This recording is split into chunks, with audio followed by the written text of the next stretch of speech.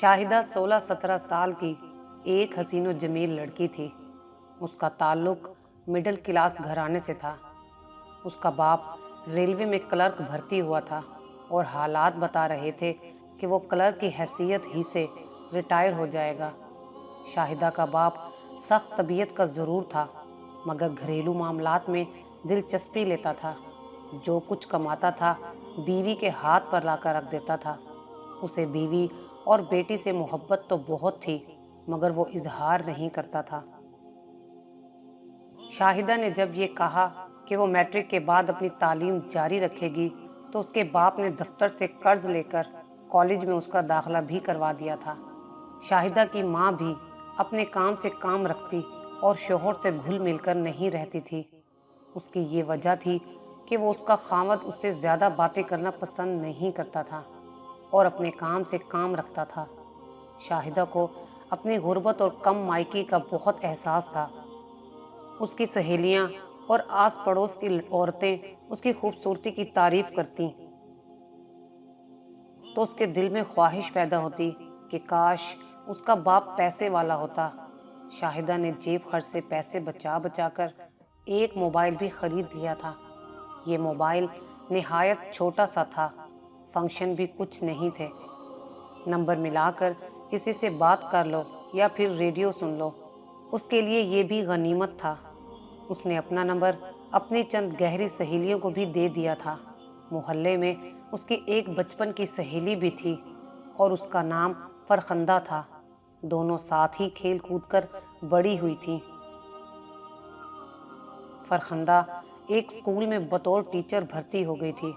کچھ ماہ پہلے اس کی ماں اچانک بیمار ہو کر چل بسی تھی اور اب وہ اس دنیا میں بالکل تنہا تھی۔ اپنی اپنی مصروفیات کے باوجود دونوں اب بھی وقت نکال کر کبھی کبھی ایک دوسرے سے مل لیا کرتی تھیں۔ آج بھی وہ دونوں عید کی کچھ شاپنگ کرنے مارکیٹ گئی تھیں۔ شاہدہ نے اپنا نیو موبائل فرخندہ کو دکھایا اور اپنا نمبر بھی دیا۔ شاپنگ کر کے وہ گھر لوٹی تو ماں نے اسے کھانا دیا۔ وہ ابھی کھانے سے فارغ بھی نہیں ہوئی تھی کہ موبائل پر ایک اجنبی نمبر سے کال آئی۔ وہ سوچ میں پڑ گئی کہ اٹینڈ کرے کہ نہ کرے۔ اس نے بات نہیں کی۔ کھانا کھا کر وہ تھوڑی دیر آرام کرنے کے لیے بستر پر لیٹ گئی۔ تھوڑی دیر بعد اسی نمبر سے پھر کال آئی۔ اس مرتبہ اس نے ادھر ادھر دیکھتے ہوئے اوکے کا بٹن دبا دیا۔ دوسری طرف سے کسی نے نہایت نرمی اور مہذب انداز میں کہا، شاہدہ پلیز میری بات سنے بغیر فون بند نہیں کرنا۔ میرا نام ناصر ہے اور میں نے آپ کو گول گپے والی ریڑھی پر گول گپے کھاتے ہوئے دیکھا، جہاں آپ اپنی ایک دوست کو اپنا موبائل بھی دکھا رہی تھیں اور نیو نمبر بھی دے رہی تھیں۔ اس نے یہ بھی بتایا کہ وہ ایک امیر باپ کا بیٹا ہے اور اس کے کاروبار میں ہاتھ بٹاتا ہے۔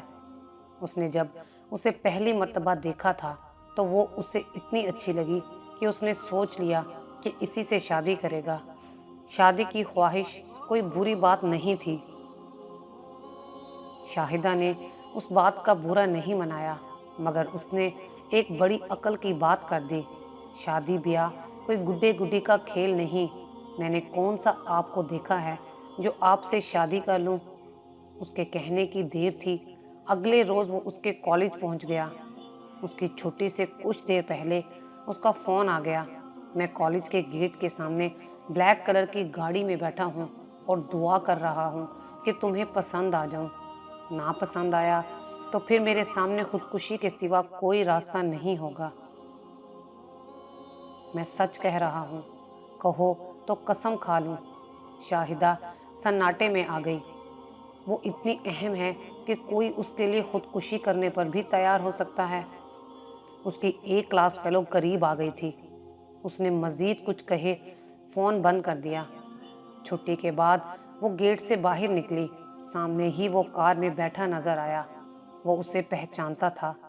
اسے دیکھ کر مسکرایا اور گاڑی کا دروازہ کھول کر باہر آ گیا۔ وہ حیران رہ گئی۔ وہ نہایت صاف رنگ کا، لمبے قد کا ایک سمارٹ لڑکا تھا۔ اس کے بال اس کی پیشانی پر بکھرے ہوئے تھے۔ गले में ढीली ढाली टाई झूल रही थी और जिस्म पर मौजूद सूट खासा कीमती दिखाई देता था। वो मुस्कुराते हुए उसे देख रहा था।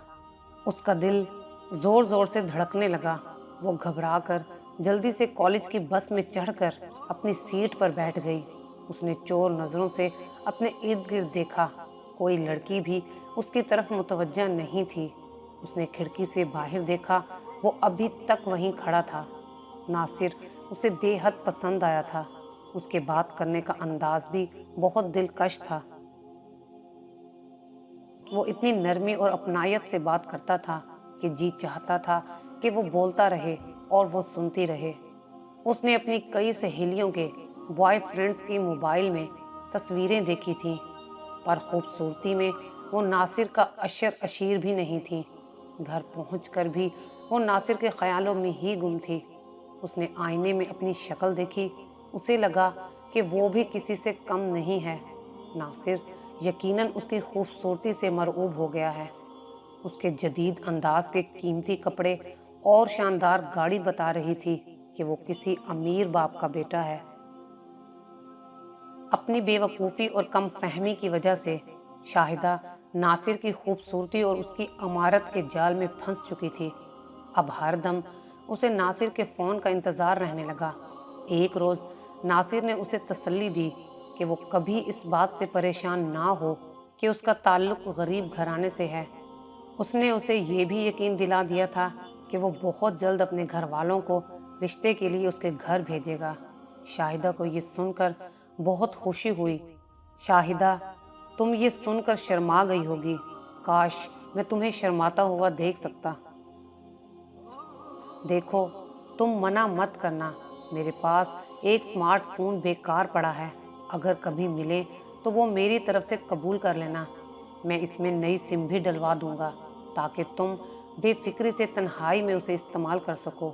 मेरा दिन तो किसी न किसी तरह गुजर जाता है, मगर रात को तुम्हारी बहुत याद आती है। अपनी कुछ तस्वीरें भी मुझे भेज दिया करना। जब तक शादी नहीं हो जाती इन्हें देखकर ही दिल बहला लिया करूँगा। और हाँ, शादी के बाद तो मैं कम से कम 1 माह तक काम पर नहीं जाऊँगा ताकि हर वक्त तुम्हें ही देखता रहूं। थोड़े दिनों की ही तो बात है, फिर तो हमारी शादी हो जाएगी। ये उससे अगले रोज़ की बात है कि वजाहत का बाप अपनी बीवी को लेकर उनके घर आ धमका। वो शाहिदा के बाप का बचपन का दोस्त था। वो अपने बेटे के लिए शाहिदा का हाथ मांगने आया था। शाहिदा का बाप इस रिश्ते पर ना सिर्फ राज़ी था बल्कि बहुत खुश भी था। अपनी सख्त गीर तबीयत की बिना पर उसने घर में किसी से मशवरा करने की ज़रूरत भी ना समझी और अपना फैसला बीवी को सुना दिया। शाहिदा की शादी मेरे दोस्त के बेटे वजाहत से होगी। ये खबर सुनकर शाहिदा पर तो जैसे क़यामत टूट पड़ी। उसने आंखों में आंसू भरकर माँ से इस बात पर एहतजाज किया। अपनी अधूरी पढ़ाई का बहाना बनाया, मगर उसकी माँ ने हाथ खड़े कर दिए।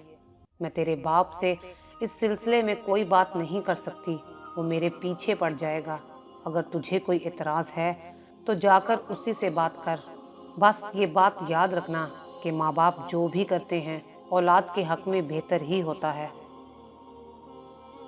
इसमें इतनी हिम्मत कहाँ थी कि बाप से बात करती। शाहिदा ने फौरी तौर पर नासिर से राब्ता किया और ये खबर उसे सुनाई और बोली, नासिर, अगर तुम कुछ कर सकते हो तो कर लो। अपने घर वालों को हमारे घर भेज दो। शायद अब्बा मान जाएं। लम्हा भर तो नासिर चुप हो गया, फिर बोला, मेरी अम्मी तो अपनी बहन से मिलने दुबई गई हुई हैं। 2-3 महीने वहीं रहेंगी, तो फिर मैं क्या करूं? मुझ में इतनी हिम्मत नहीं कि अपने अब्बा के सामने ज़ुबान खोलूं। वो बेबसी से बोली। उसकी बात सुनकर दूसरी तरफ खासी देर तक खामोशी रही।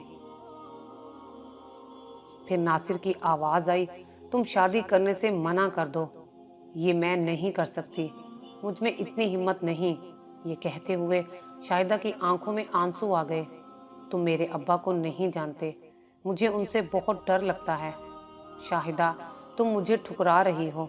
नासिर ने कदरे गुस्से से कहा। अच्छा, ऐसा करो कि मौका देखकर मुझसे कहीं मिल लो।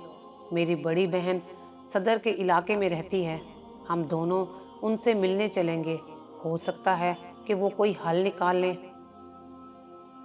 इससे पहले भी नासिर ने उसे कहीं बाहर मिलने को कहा था, मगर अपनी फितरी बुज़दिली की वजह से वो इस पर राज़ी नहीं हुई थी।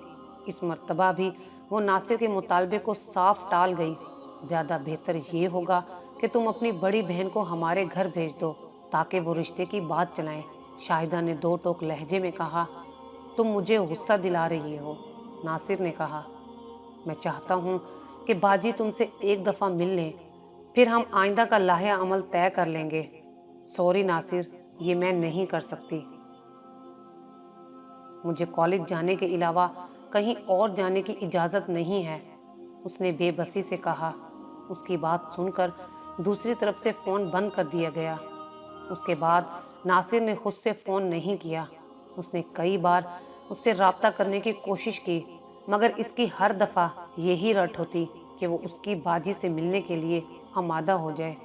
शाहिदा एक सीधी सादी और डरपोक किस्म की लड़की थी। वो इस बात पर राज़ी नहीं हुई। 2 हफ्ते भी नहीं गुजरे थे, उसकी शादी बड़ी सादगी से हो गई। शादी के बाद भी नासिर उसके दिल से नहीं निकल सका था।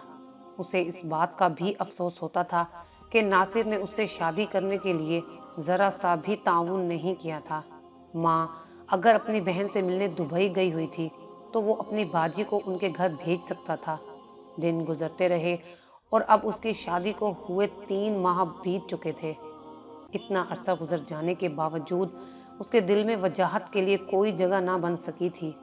वो ना उससे बात करती थी, ना उसको देखती थी। वो काम पर चला जाता तो उसे एक इत्मीनान का एहसास होता। उसे वजाहत से नफरत तो नहीं थी, मगर वो उससे मोहब्बत भी नहीं करती थी।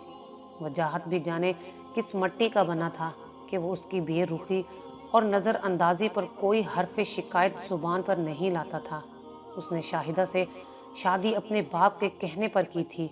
उसे अपने बाप से बेहद मोहब्बत थी, क्योंकि वो उसके साथ बिल्कुल दोस्तों की तरह रहता था। बाप की खुशी के लिए वो घर में यही जाहिर करता था कि वो इस शादी से बहुत खुश है। वजाहत ने माँ से भी शाहिदा की नामुनासिब रवैये के बारे में एक लफ्ज़ तक नहीं कहा था। वजाहत नहीं चाहता था कि शाहिदा के बारे में कोई मनफी बात करके घर की खुशियों को फिक्रमंदियों में बदल दे। इन तमाम बातों के बावजूद वो उसे बहुत अच्छी लगती थी। आज वजाहत शाहिदा को उसकी माँ के घर छोड़ने आया। उसकी माँ अपने दामाद से बड़े तपाक से मिली और बहुत सी दुआएं दी। इतनी देर में शाहिदा उसके लिए चाय बनाकर ले आई। वह चाय पीकर खामोशी से रवाना हो गया। शाहिदा ने टीवी का बटन ऑन किया और वो अचानक हैरान होकर रह गई। टीवी में नासिर को दिखाया जा रहा था। उसके हाथों में हथकड़ियाँ लगी हुई थीं। डर और खौफ उसके चेहरे से आया था। उसके साथ उसके 4 साथी भी इसी हालत में खड़े थे। उन साथियों में एक लड़की भी थी जिसने अपने चेहरे को चादर से छुपा रखा था।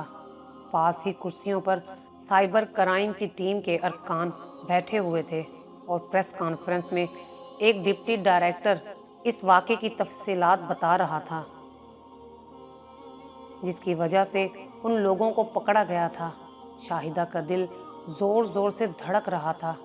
डिप्टी डायरेक्टर बता रहा था कि इस गिरोह के ये लोग मुख्तलिफ हरबों से 9 उम्र लड़कियों को अपने जाल में फांस कर पहले उनसे दोस्ती करते, फिर उन्हें दोस्ती का झांसा देकर अपनी साथी लड़की के फ्लैट पर बुलाकर उनकी नाजेबा फिल्में बनाते और बाद में उन फिल्मों की तशहीर करने की धमकी देकर वो उन्हें ब्लैकमेल भी करते थे।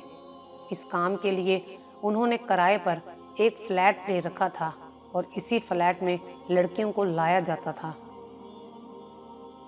नासिर मुतासरा लड़कियों से ये कहता था कि ये फ्लैट उसकी बड़ी बहन का है।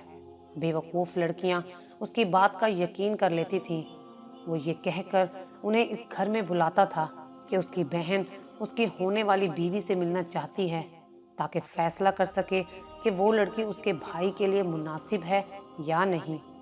वो लड़की उसकी बहन नहीं, बल्कि इस मकरूह धंधे में मुलविस उन लोगों की साथी है जिन लड़कियों को ये लोग ब्लैकमेल करते थे, उनमें से वो उनकी सहेलियों के मोबाइल नंबर्स भी ज़बरदस्ती हासिल कर लिया करते।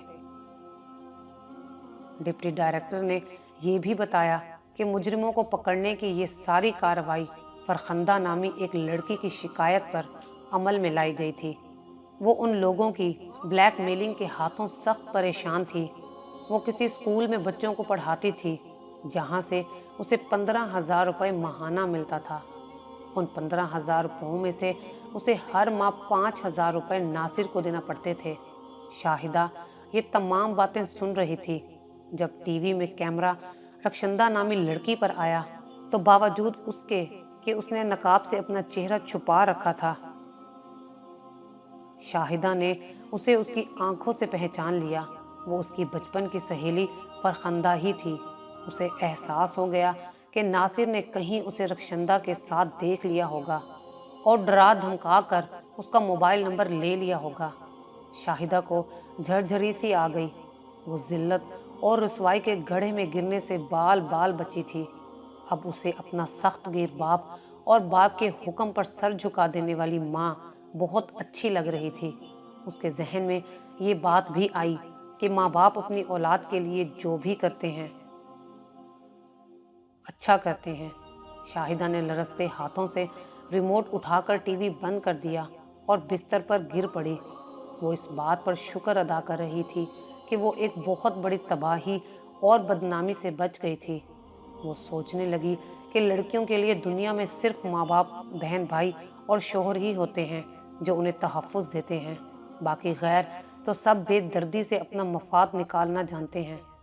थोड़ी देर बाद जब उसकी हालत संभली तो उसने अपना वही छोटा सा मोबाइल उठाया और वजाहत का नंबर मिलाने लगी। नंबर मिला तो उसके कुछ कहने से पहले ही उसके कानों में वजाहत की हैरत भरी आवाज़ आई, शाहिदा खैरियत तो है, कैसे फ़ोन किया? वो बोली, छुट्टी के बाद आकर मुझे ले जाइएगा, मेरा दिल नहीं लग रहा है, मुझे आप, अम्मी और अब्बा बहुत याद आ रहे हैं। ये कहते कहते उसकी आवाज़ घबरा गई थी। दूसरी तरफ चंद लम्हों तक तो खामोशी छाई रही। फिर उसके कान में वजाहत की शोख आवाज़ सुनाई दी, भाड़ में जाए छुट्टी, मैं अभी आ रहा हूँ।